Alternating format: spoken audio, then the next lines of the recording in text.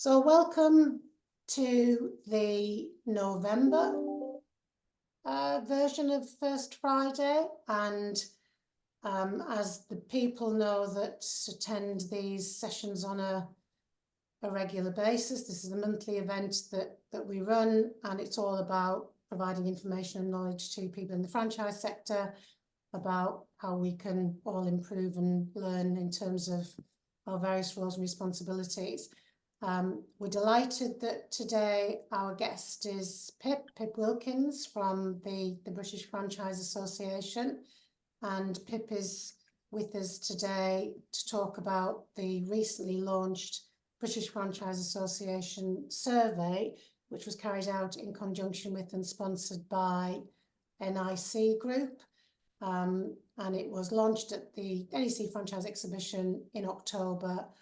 And we are so delighted to have Pip with us to share some of the higher level information. So welcome, Pip.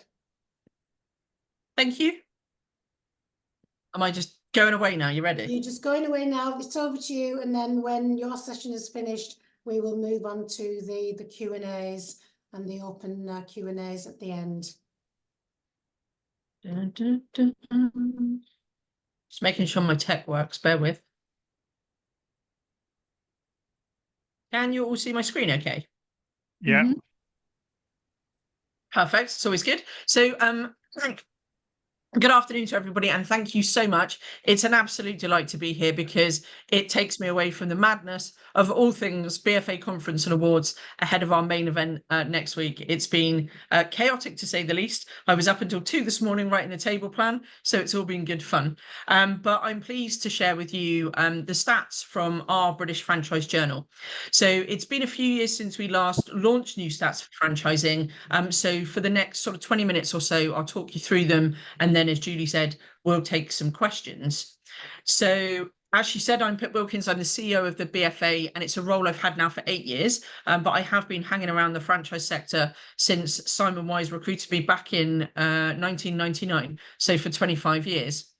So the good news is I'm not going to talk to you about everything that's in the British Franchise Journal. It is a very fat document of about 100 pages, and it really would be death by PowerPoint, charts and graphs. So what I'm going to do is give you some context about where we are today, the size and scale of franchising in the UK. And if you are a member of the BFA, you can download your free copy of the journal at any point and read it through at your leisure, or use it as a very healthy doorstop. So first of all, a little bit of background for you. This is the 32nd industry survey that we've actually done, and it's conducted obviously for the BFA, but we use a company called BDRC to do all of the research work and analysis in the background. They're an independent research company, and they've done the survey for as long as I can remember. The primary data was gathered mostly through online surveys originally, and then we followed up with a lot of telephone interviews to gain more responses from the sector and to ensure that we got a real balanced response from smaller startup franchisors to more established large.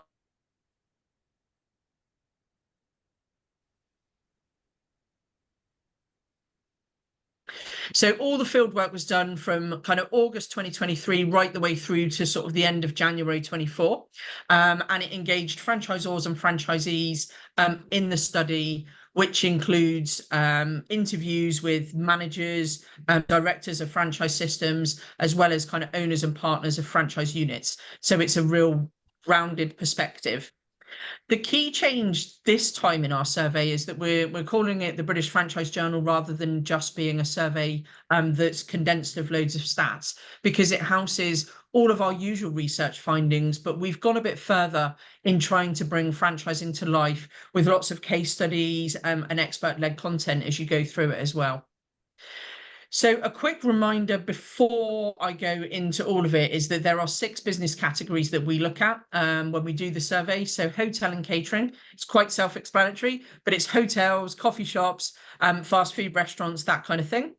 We then have property services, which is estate agents and letting agents, as well as anything that kind of happens in the home. So cleaning, gardening, that sort of stuff.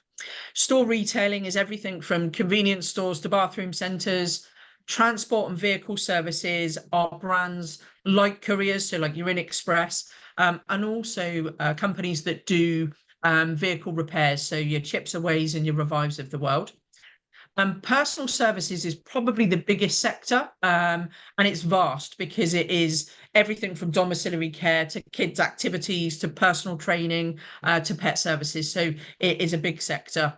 And then we have business and communication services, which includes things like business consultants, coaches, recruitment, accountancy. So now you know all of the basics, we can hit into the headline stats. So franchising's contribution to the UK economy has seen an impressive growth, rising from 17.2 billion in 2018 to 19.1 billion today. It's an increase of 12%. And for me, I think it really showcases the sector's resilience and ability to adapt and innovate, particularly in response to some of the challenges we've had, the main one obviously being the global pandemic. From a turnover perspective, franchisee units are standing at just shy of £400,000. And this figure has been relatively consistent from a franchisee average turnover perspective for the last 10 years. So it really does highlight the robustness of franchising despite broad economic challenges. As a short aside, the average franchisee turnover here does actually exclude some of the franchise units where they have a turnover exceeding 2 million, because we wanted to ensure that the average figures we are representing aren't distorted by the exceptionally high large multi-unit, multi-brand franchisees. In terms of franchise systems, we've seen an increase again, so from 935 systems in 2018 to just over 1,000 now, so we've got 1,009 franchisors in the UK. The most significant expansion has occurred in both the personal services and hotel and catering sectors, which together they now account for more than half of all of the franchise systems in the UK. We have seen small declines in the other sectors, but they are all maintaining a strong market presence. But if you take store retailing as an example, we know that obviously as online shopping continues to grow, we will see losses on the high street. But one of the things that we have seen, certainly in franchising and as an association, is the rise in things like convenience stores, where larger brands are looking at how they can take a more localized approach. So Co-op, hugely traditional brand, have started now expansion through franchising, and they're opening stores in kind of university towns and really responding to the younger generation to get their brand more modern again. But one of the things that I think is particularly great about franchising, and we've seen over the years, is the way in which franchising can plug the gap and address some of the most pressing challenges we see as a nation. So 2 examples, one is domiciliary care. So when you look at that, the 2021 census data revealed a significant demographic shift in the UK, with over 11 million people over the age of 65 and older, which was up 9.2 million from the census they did in 2011. So with the aging population, it presents challenges and an opportunity for franchising, so particularly in dom care. So if you look at brands like Home Instead, they've massively capitalized on that trend. They've expanded hugely over the past decade. So I think it was in 2007, they recorded 18 units in the UK. They're now boasting more than 250 franchisees across the UK. And this growth reflects the increasing resilience on home care-based systems. It's driven by the aging population, but we've had a boom of franchisors. So we probably represent, as an association now, more than 20 franchisors in domiciliary care alone. The other area is addressing the gaps in the children's activity sector. So when you look at the cuts in school funding, franchising's really risen to that. There was a survey, so it was 73% of primary schools were unable to maintain their kind of PE and after-school sport offerings because of government funding. So franchising offered a lifeline in the sense that children's activity franchises have stepped in to fill the gap. It's helped in terms of finding programs that are accessible to schools, that promote physical health, social interaction, skills development. There are loads. And again, for us, we've seen a huge increase. So we've gone from probably representing a very small, under 10 brands, in the children's activity space to more than 50. And that growth for us has come since the pandemic, so in the last sort of 4 or 5 years. So moving on to the number of franchise units in the UK, the net growth since the last survey is 1,800 franchise units. So it brings the total to just over 50,000 franchise units across the UK. Now, those units are run by around about 22,000 individual franchisees, and we'll come back to multi-unit growth a bit later. But in terms of increases, that's a compound growth rate of 0.6%. It is slower than in previous periods that we have done with the survey, but to be expected when you consider the impacts of COVID, the challenges that we've had with Brexit, the cost of living crisis, and the fact that franchising now in the UK market is quite mature. We've been here now for more than 50 years, not the association, but franchising in the UK. The final stat on headlines there is we have experienced notable employment growth. So we have outperformed small businesses outside of franchising, and we're now up to 770,000 people employed in franchising, and more than half of those are actually in full-time roles. So moving on to franchisee satisfaction and profits. So franchisee satisfaction has stayed high, with 82% of franchisees describing their relationship with their franchisor as either satisfactory or better. And in addition, 60% of franchisees said that they feel that the franchise model has met their expectations. So again, it's demonstrating the sector's ability to provide viable opportunities for the majority of people that come into franchising. Profitability remains strong, so 89% of franchise units are reporting profitability. The figure is slightly lower than what we reported in 2018 when it was 93%, but it still indicates a hugely high success rate for franchising as a whole. Additionally, when you look at it, units that have been operating for more than 5 years are demonstrating a much stronger performance. So there are 60% of those that are saying they're achieving high levels of profitability. Overall, we can report now that more than half of franchisees are turning over more than £250,000, and we are seeing a growing trend and a growing number of franchisees surpassing that £500,000 mark too. So impacts of COVID, we all know that it reshaped the way we do business, but the majority of franchisees reported that their trading levels have either improved, significantly improved, or they are back on par with pre-pandemic levels. We had a small proportion that said that they'd encountered more difficulties. So there was about a quarter, 28%, I think it was, that said that they'd had a significant decline in trading levels. Sorry, no, it was a small proportion said 16% that they had a decline in trading levels, while the rest, 28%, said that their conditions remain unchanged. Across the board, obviously, with the new era of digital engagement, one of the things that we have seen shift is the way in which franchisors and franchisees communicate. So online communications between franchisor and franchisee has increased, and face-to-face has gone down. But we've also seen a shift, as you would expect, in franchisors and franchisees working from a home office. So in 2015, when we looked at businesses outside of store retailing and the hotel and catering concepts, because obviously they need to be where they are, 40% of franchisees and 29% of franchisees operated in a home office in 2015.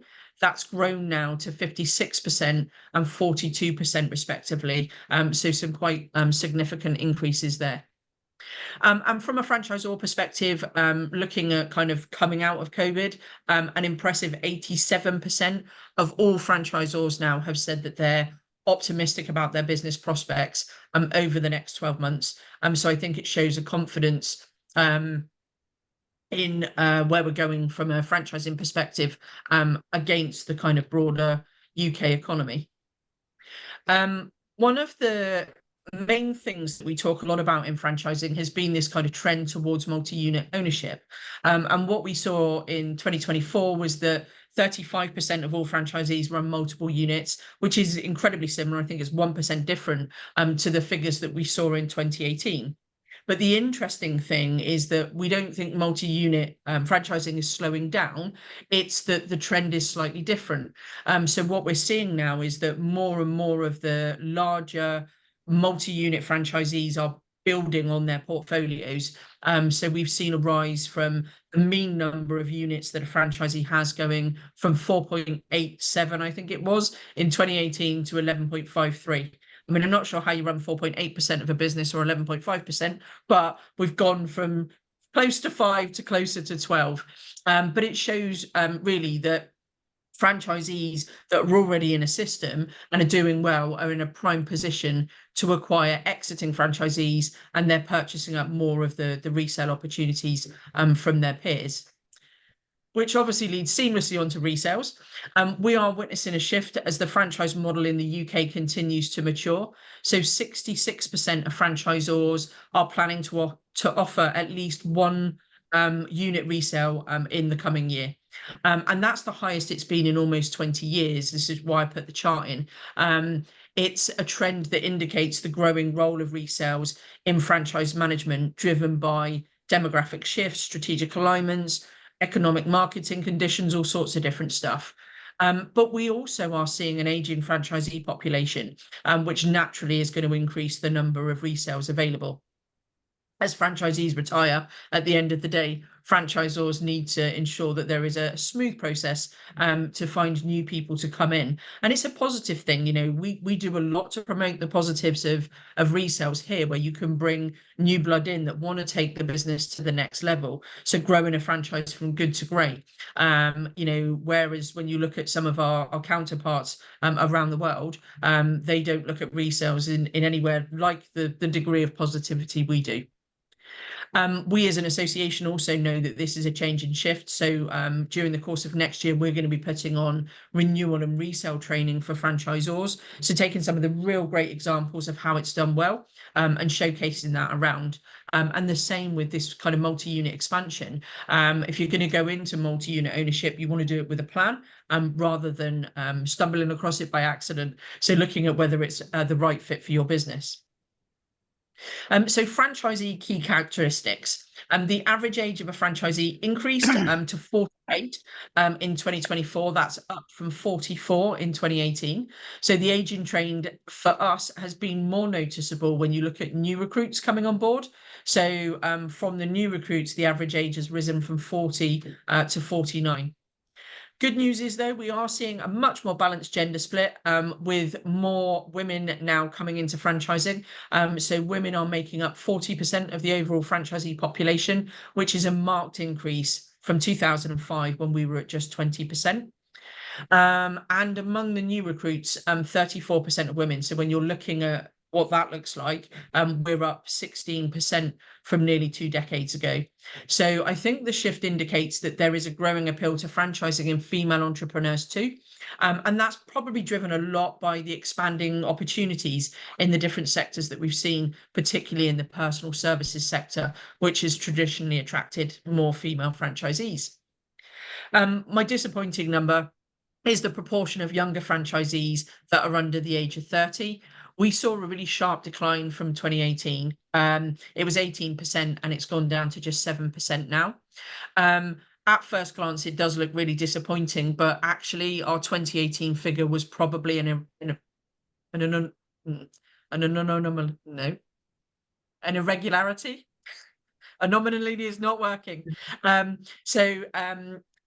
If you look at all of the surveys historically, franchisees under the age of 30 has been bouncing between 4 and 10%. So the rise that we saw in 2018, I think, was just we happened in that year to speak to more franchisees that were under the age of 30 than ever before. But for me, the key thing is it highlights that there is a lot more for us to do. One, to educate the franchisees of tomorrow. So as an association, huge growth goals to get into universities, to business schools. We'll be using this journal to talk more about it. We're creating toolkits that our franchisors and advisors can use to speak to schools, business schools, universities at local level with these stats. But it's also about how franchisors can make their franchise more accessible. And because one of the big barriers is obviously going to be financing the franchise to come on board in the first instance. So looking at how we can celebrate some of the successes of people that have got Young Guns programs, that kind of thing within their franchise to help them come on board. One of the other areas I wanted to touch on here, and it's not in the slide, is DE&I. So it's been a big thing. So franchising in recent years has started to look at the importance of diversity and inclusion, although the extent to which it's prioritized in different franchises is varied across the industry massively. So there is a significant amount of franchisors that are making notable strides in integrating D&I practices into their business. About a quarter of franchisors view it as a top priority. So they are actively embedding comprehensive policies into their ops manuals, into their employment documents. But the proactive approach reflects a commitment to foster that more inclusive business environment. Half of franchisors recognise it as a considerable priority, and these franchisors are working in how they put it into their training programs and how they build it into their organisational culture as well. Franchisees too are really keen. So there's a lot of them that are saying they see it as a priority, 35% of franchisees. But on the other hand, there's about 38% that say, look, it's really important, but there are practical challenges and restraints for them because they have a limited pool of applicants, or there's constraints on running a smaller business. So it can make it harder to build those kind of practices in. But gradually, I think we're overcoming challenges with more and more franchisors and franchisees looking to bring it into their training and strategic recruitment. We saw it a lot through our awards programs this year, where franchisors were actively giving case studies of how they'd gone and worked with and partnership with different charities or organisations to bring a more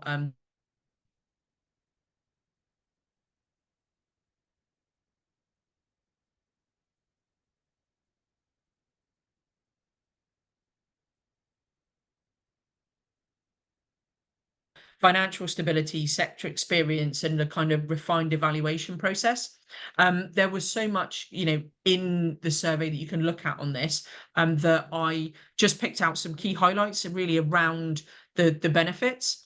So franchisees are exhibiting a decisiveness in their brand selection. 50% of potential franchisees only look at one brand before they make their choice. On average, the remaining are looking at 2.19 brands.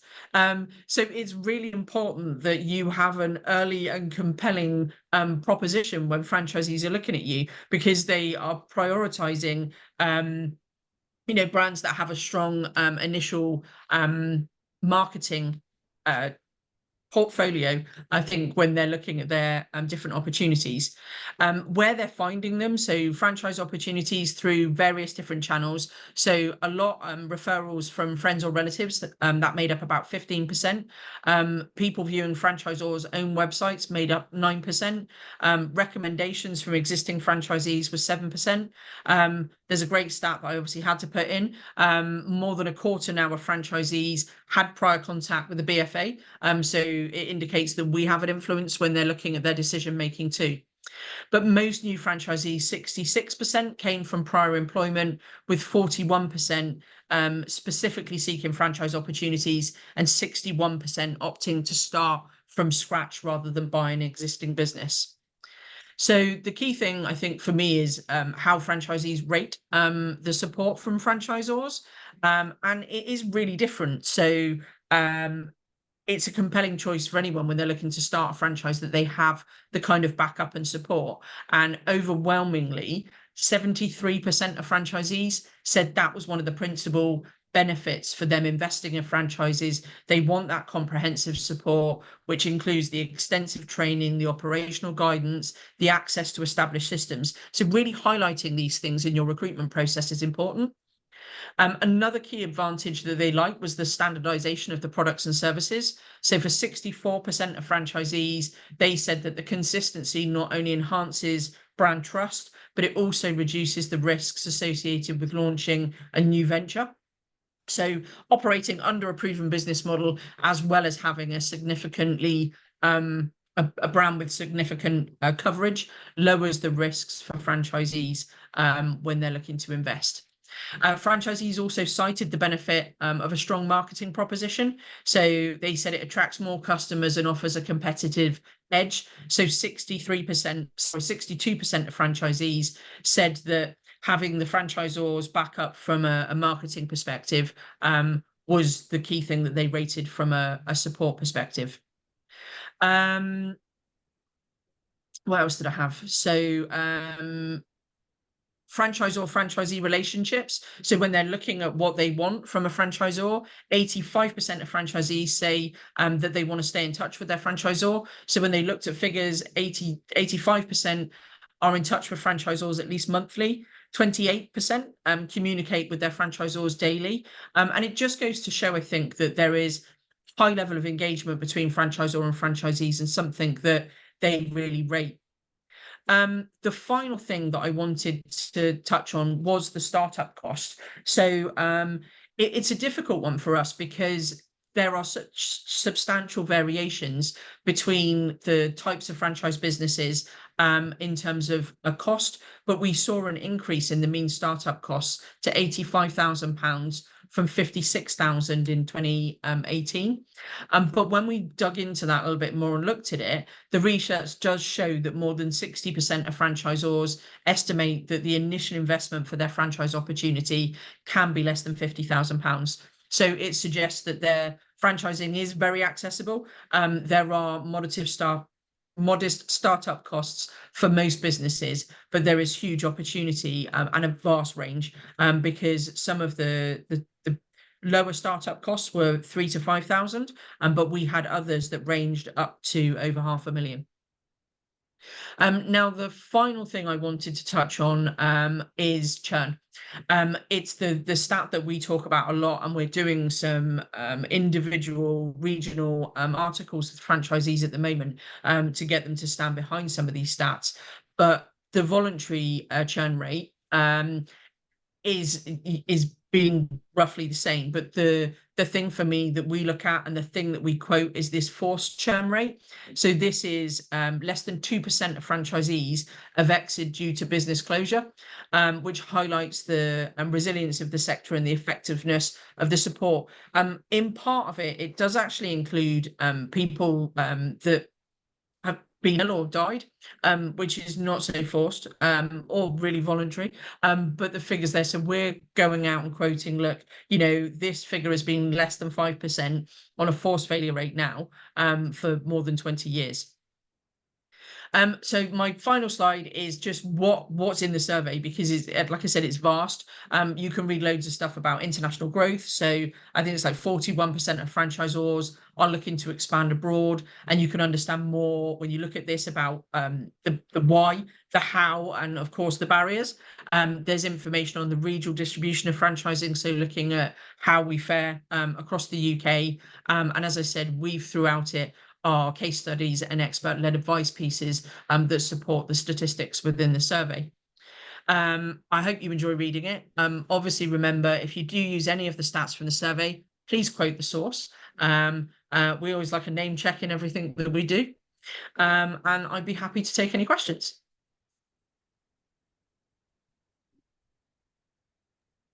Should I stop sharing screen?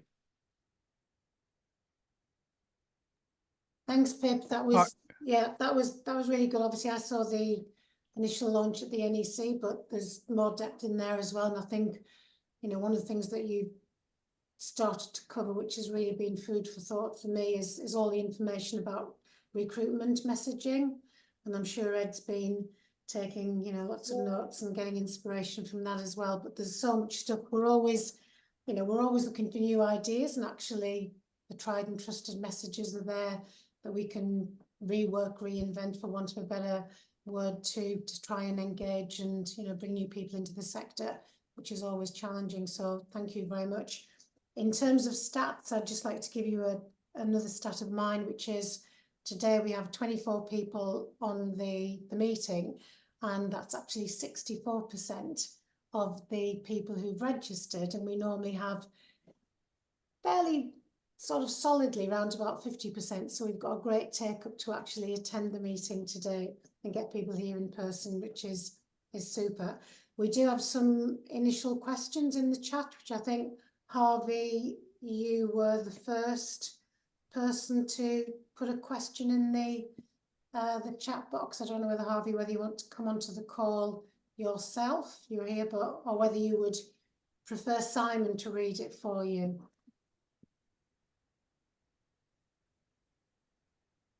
I can read it if you want. I can read it and answer it all at the same time. Go on then, Pip, over to you. You grab it. So Harvey's question was, how can we get more young people into franchising? He's a massive advocate and planning to have more live shows from universities and shows, and keen to get franchisors involved with it. From our perspective, as I said, I touched on as we went through it, you know, it's a real bugbear of mine, because I think if more of the next generation knew that franchising was an option, they'd spend less money on expensive trainers from Goat or whatever the website is my nephew sends me to once a year, and would probably start saving for their future. And the way we see people come into franchising at the moment is it's by accident. They find a brand, they fall in love with it, they're massively passionate about it, and then the franchisor has helped and supported them kind of through that journey. It's really rare when we're looking at the next generation category for our awards that somebody goes, I decided that I was going to buy a franchise. I researched all the opportunities and I found this one. It's not. It's I found Water Babies because I was a pool attendant, and they then supported me to, you know, get into being a teacher, and then from that I grew, and I saved, and they supported me, and now I own my own. You know, there are some franchises that have a real great setup for it. So Snap-on tools have a way that you kind of come in, you almost buy a job for a year and you work and you get paid a salary, but they keep some of that salary back, and at the end of the year, you know, you become a franchisee, but you do shadowing somebody in a territory, so you're almost like a second van in an established franchisee area. So they've got it right. You know, In Express have a Young Guns program to try and bring people into franchising. So for me, the barriers for franchisees under the age of 30 is going to be the initial investment. It's rare that they're going to have the money, so it's finding, I think, more creative ways to do it. But from our perspective, it is doing the bit that at least puts it on the horizon. So we did a program a few years ago with Lloyds Bank that we are looking to refresh and roll out. It was a little bit before its time, but it was all about how franchising touches your life every day. So, you know, when you're 18 and you're on the high street, you know, your phone breaks, you go and get a new one, you go and flog it at CEX, you can go and get yourself a burger at McDonald's and then go to Anytime Fitness and work out. You know, there are 1,000 different ways that we can show them that franchising touches their life. So for me, it's how do we highlight these opportunities of franchising, and this is what it is in a simple way. So we've started our TikTok, and you know, we've started advertising on that, but we will have a campaign next year that is solely focused on the next generation, where we get franchisors that have got franchisees at a younger age to put the case studies out. We'll use Instagram and TikTok as the kind of paid for platforms for those, rather than Facebook and LinkedIn, with a view that we want to drive that out. As an association, we're in the process of trying to put together a pilot project with Roehampton. It was due for sign off last month. It's something that I need to chase up, but with a launch early in the new year. And if we can make that pilot project work with Roehampton University, we'll look to then roll that out to other unis. But we're going to create this toolkit, which is, you know, here is a standard presentation that you can give at your local school, your local business school, your local university on franchising. We brand it so that whoever's delivering it can, you know, build co-branding in. So we'll make it really easy with a script about stats and some really positive stories. So we've got a consistent message, and just try and coordinate that kind of campaign. We also obviously have a relationship with Venture. So Venture Marketing Group are the company that we work with our exhibitions. They also do a graduate show. They do a World of Learning kind of exhibition. So looking at as just a tentative touch point, trying to go to one of those where we can talk a bit about franchising from an educational perspective, have a little stand maybe with some franchisors with us if we can, just to really roll out, look, this is what franchising is to a different generation, and see what interest comes from it. Brilliant. And Tracy, I noticed you'd put a comment in about getting involved in the engagement with universities, and I think that potentially answers the question in terms of, you know, what it does. I was going to say that I intended since last September, and actually reached out to a lot of universities about coming in and speaking to their MBA class or their business school, or even first years. I mean, anyone, or in the schools of education as well, because a lot of people who come through the schools of education are very interested in working in education, and a franchise in education is an option. I have found, besides my own personal connections, which are super useful, most business schools don't do much on franchising. They touch on it, maybe one lecture on this is a way of doing business. This is what franchising is. They focus far more on things like licensing. When you're thinking about software and that sort of thing, that's becoming more popular. So I have got a lot of sort of, I suppose, disinterest, or like, oh yeah, maybe we'll get back to you. So I'd love to change that. I'd love to change that here in Ireland. So I'm definitely going to be using your toolkit, and I'm going to be going gung-ho into all the universities here. Right. I'll hold you to that. It's going to happen. Simon, you've got your hand up, so I'll come to you next and then go back to some of the questions.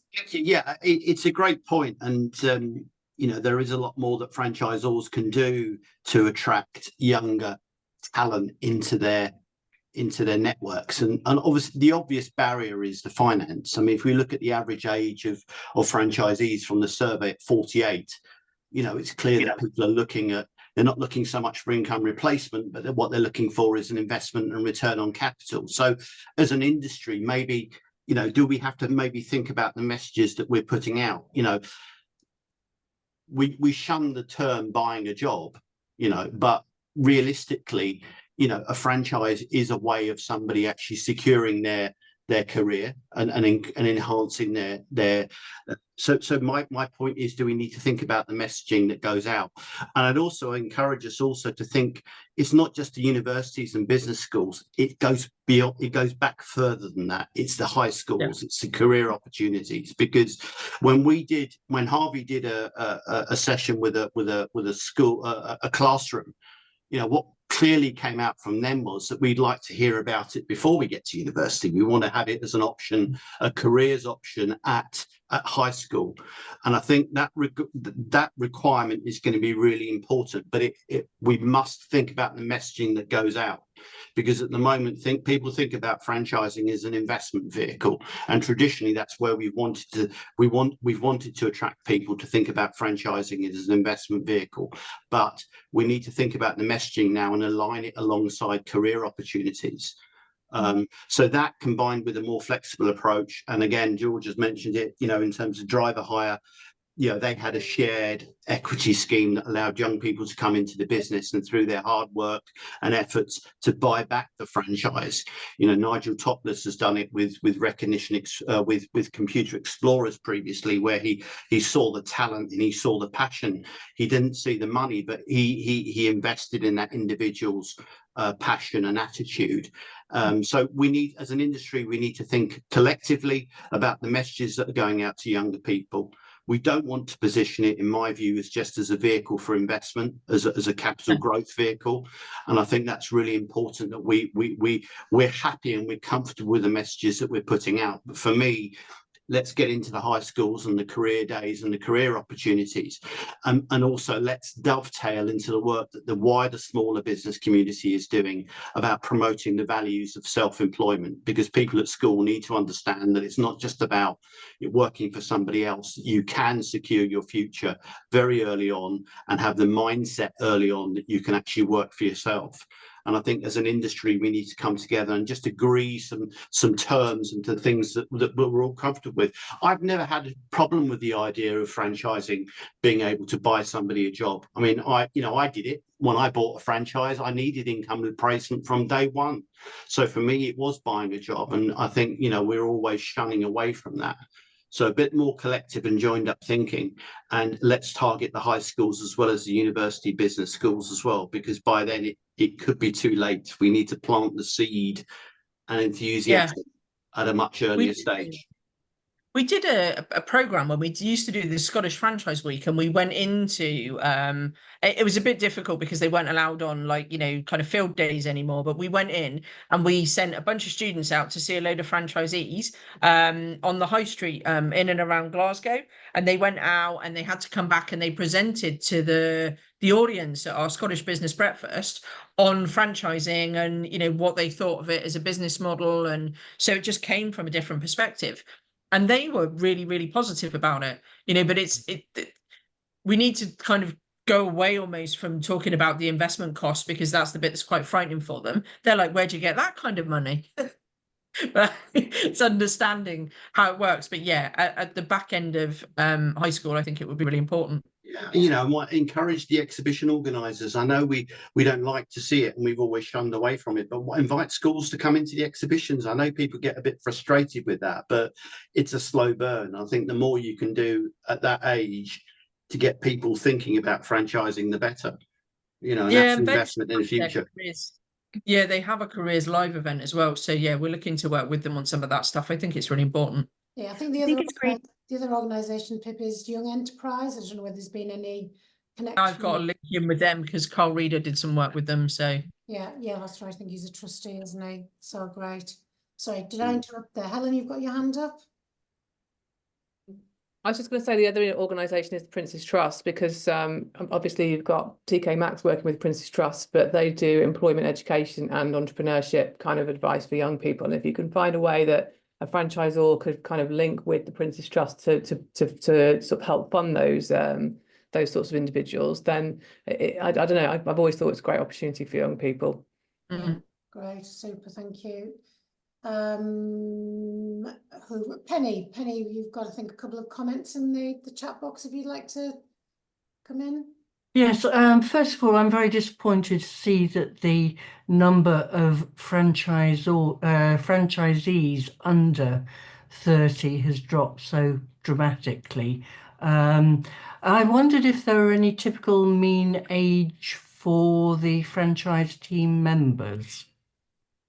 So for and the mean average age of a franchisee is 48. There is some figures in relation to the number of employees under the age of 30. And 58% of franchisors lack full-time staff under the age of 30. Was one of the key kind of headlines that we had. But when you look at it, it's not great. It's under franchisor head office, not between six. I'm just trying to work it out. No, it's not great. 67% of franchisors have no employees under the age of 30. In part-time positions, 58% have no employees under the age of 30. From a franchisee perspective, 25% of franchisees have no employees under the age of 30, and 37% are like part-time, and 37% have no employees under the age of 30 in full-time work. So it is quite significant. There is a number, it starts to get better with franchisee numbers, but no, it's poor. But I think, this is generally the thing. Like I said, all of the case studies we see, people have come about it by accident. There is some actually really nice strategic stuff that Driver Hire have done. And we've consistently seen Driver Hire franchisees in our next generation category. But again, it's either because they've come on board because of a parent, or they worked in it and then went on to become a franchisee. So once people touch it and find it, it's great. We need to do more to make sure they touch it and find it in the first place. Ken, did you have a question? Yeah, it was just going back to the journal really, because there's clearly a lot of good information in there. I just wondered if renewals, I mean, is there a way of judging in terms of franchising generally, the fact that this appeared to be a lot of renewals? I think that's important in terms of continuity and also shows how strong, you know, the franchise sector is when you've got franchisees coming on for the second and third renewal.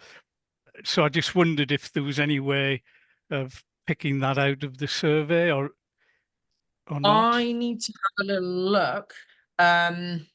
Is bear with. There traditionally was a stat in the survey that said that the average length of time that a franchisee owned a franchise was about 7 years. But I would probably need to go back and look at the raw data outside of the journal to see if we've got that stat still. Okay. But yeah, Thanks. it was generally people renewing their first term and then they go on and sell midway through second term. Right. Okay, and Pip, I was going to ask a question about the multi-unit franchisees in relation to brands. Do they tend to be single brand, or is there a move towards multi-brand, multi-unit franchisees? No, I think that predominantly the mean number is dragged up by hotel and catering. So if you look at it from a sector specific, so we're looking at averages when we're talking the 11.5. If you look at hotel and catering, the mean number of units that a franchisee have will be 19.6. In-store retailing 6.1, personal services 3.1, property services 3.4, transport and vehicle services, so where your more traditional man in a van are 1.5, and business and commercial services around about 8. So I think multi-unit ownership is growing, and I think a lot of franchisors went into it by accident, particularly coming out the back of the pandemic when funding was harder to come across. So I think they were selling to the stronger franchisees that were within a network, and haven't necessarily gone about it from a strategic approach. When you look at brands like Home Instead, you know, they did a huge plan where they looked at the approach that they took to multi-unit franchising, the maximum that someone could have, and whether they wanted to look at having franchisees that were also multi-brand owners. It's really rare if they've gone down a multi-unit route in fast food. The only one that I know won't let you have anything else is McDonald's. Whereas KFC, Burger King, Domino's, Costa, they have multiple brands. But I think that a lot of the growth we're seeing is in the bigger multi-unit franchisees, multi-unit, multi-brand franchisees buying up more as the smaller ones that were in those kind of fast food networks want to exit. Right, thank you. But we're going to address it in a seminar, Julie said. We want to do something on growth strategies, and just sort of saying, if you know, traditionally we always said if you went down the multi-unit franchising route, you didn't get 2 franchisees, you got 1.5, because they would never maximize the second territory.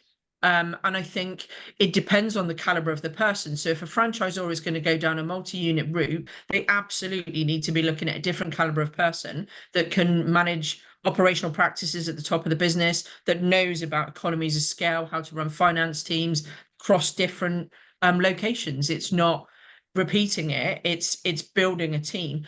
So it's a different skill set from what the original franchisee was looking like. And I think that's where we need to educate. It's going to go, for want of a better word, tits up if you don't have a plan for this. It's like international expansion. You don't get someone that comes on your doorstep and goes, I really want your franchise in South Africa, and you go, come on then. You know, generally you want to make sure as a franchisor that you have a plan for international expansion. I am going to try and test it in Ireland or France or somewhere in Europe before I head off. You know, we've got too many brands now that are embarking on, particularly in, you know, Dubai and Saudi Arabia and all of that, where these people are just going, well, we want one of yours. And the franchisor goes, oh, okay. Am I ready for international expansion? I'm like, you've got 4 in the UK. No.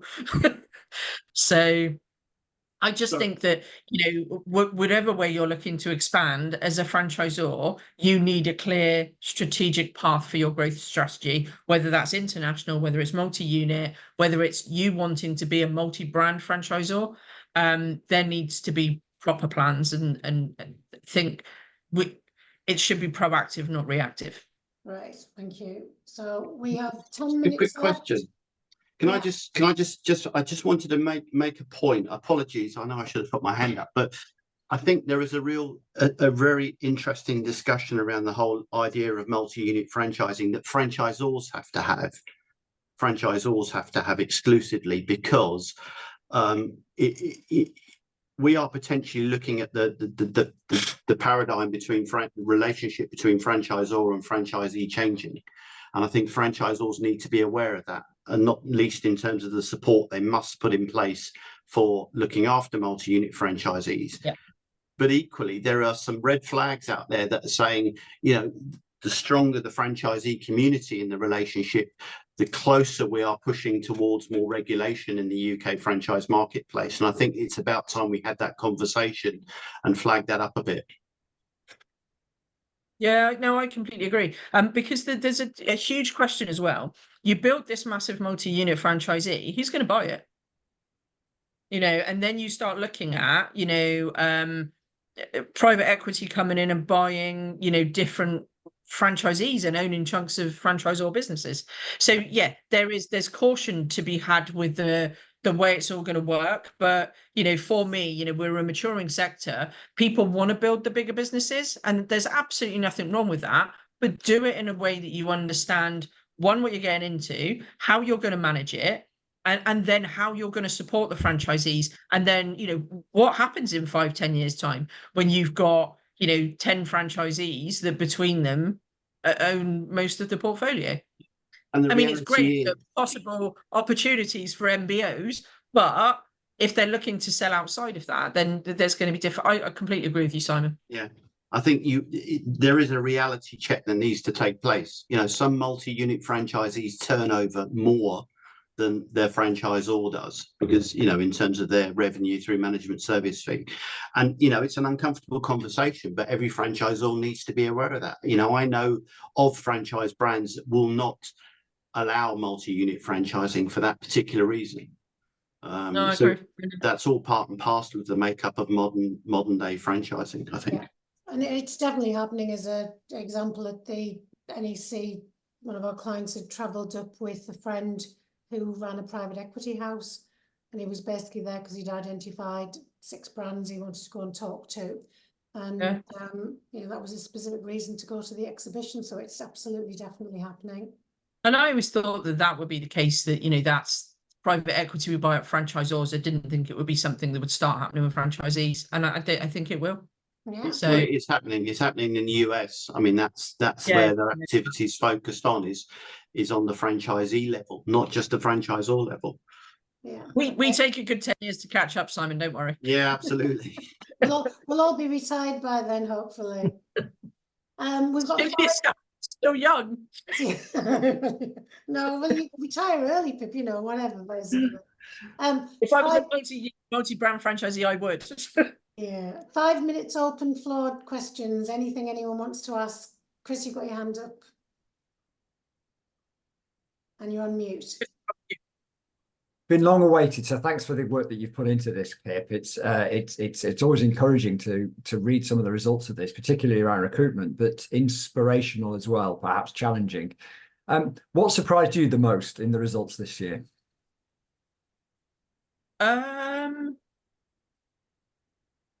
Don't like surprises, Chris. So probably not. Surprise question, maybe. No. Yeah. What do you think was most unexpected in the outcome here? What sort of made you gasp, if anything did? And I suppose what are you then going to do about that? You get the general feel for it when you do the role that we do at the BFA. You see stuff cross sector. I think I was probably most surprised by the mean number of multi-units and how big that had got in the 5-year period. But I think if we'd have been doing the survey, biannually, that would have been an incremental growth rather than such a big jump. But yeah, I was impressed with the employment. So we were looking at the number of employees and how we benchmarked generally on employment stats, and that was a really positive one. So it's always interesting when you get the stats, because we always look at how does this compare with general business, and then you start looking at other people's surveys. So it's always an interesting thing. But the great thing for us with this one is, John, as the ex-chair of the association, is committed to another 2 surveys, so Okay. minimum, which is great. So we will be doing it biannually, and I think we will see more depth, because it was difficult. I think if we'd have done one straight after the pandemic, maybe the stats would have looked slightly differently. But where we've kind of weathered that and come out the other side of it, maybe the number of franchisors and franchisees would have gone up and then back down and then back up. But yeah, it was nice to see that it was consistent growth throughout. Great, thank you. Thank you. Super. So once again, to come to Pip, to thank you for the time and the information that you've shared with us. I think most of the people on the call today probably do know you and already connected with you on LinkedIn, but again, we've got people who view the recording who may not be. So anyone that would like to connect with Pip directly, those are her details. Very active on LinkedIn, and very busy because it's the BFA franchise conference next week, which I thought was on Tuesday, but it's on Thursday. But so again, thanks again for making the time before that. And the final information really to share is that the next event that we've got, which is our last first Friday of December, which is quite scary, is Jen Boffin Chapman, who's becoming increasingly more of an expert in the wellbeing sector, so wellbeing in the franchise sector, and she's coming along next month to talk about wellbeing and why wellbeing is so important to franchisees and how to develop and support resilience in the network. So we will be sending information out about that next week, and hopefully see everyone back in December.